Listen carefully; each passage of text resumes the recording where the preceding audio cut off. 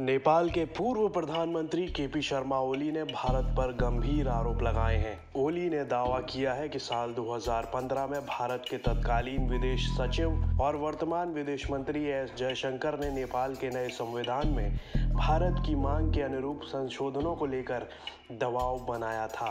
ओली ने क्या कहा?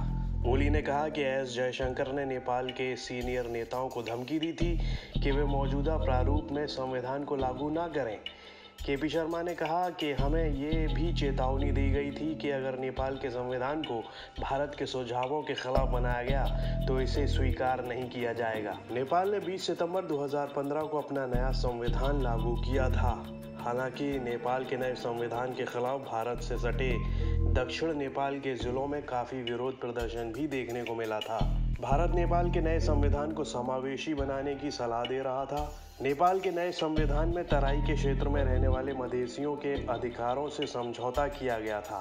दूसरी तरफ नेपाल का कहना था कि संविधान किसी दूसरे देश के दबाव में नहीं बदलेगा। नेपाल के नहीं मानने के बाद अघोषित रूप से आर्थिक नाकाबंदी हुई थी और दोनों देशों के रिश्ते सबसे निचले स्तर पर पहुंच गए थे।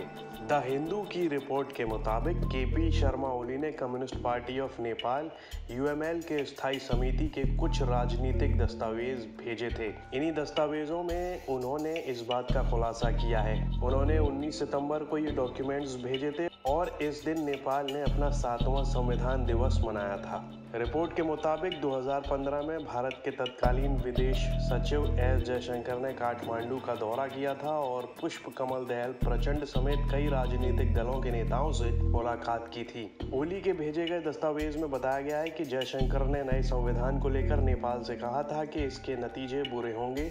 इसमें यह भी कहा गया है कि भारत सरकार ने नेपाल के संविधान को लेकर असंतोष जाहिर किया था और संविधान की ड्राफ्टिंग के बाद से ही नेपाल सरकार पर इसे न अपनाने के लिए दबाव बना रही थी।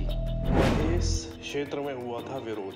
गौरतलब है कि नेपाल की मधेश आधारित पार्टियों ने इस संविधान को लेकर 6 महीने लंबा प्रोटेस्ट किया था। इन प्रदर्शनकारियों ने कहा था कि वे नेपाल के दक्षिण तराई क्षेत्र के निवासियों के हितों का प्रतिनिधित्व कर रहे थे और अपनी मांगों को पूरा करने के लिए संविधान में बदलाव के लिए सरकार पर दबाव डाल रहे थे। इन प्रदर्शनकारियों की मांगों में प्रांतीय सीमाओं को फिर से बनाना, क्षेत्रीय भाषाओं को मान्यता देना, नागरिकता से जुड़े मुद्दों को संबोधित करना और नेशनल असेंबली में प्रतिनिधित्व जैसी कुछ डिमांड शामिल थीं। इन प्रदर्शनों में 60 लोगों की मौत हो गई थी।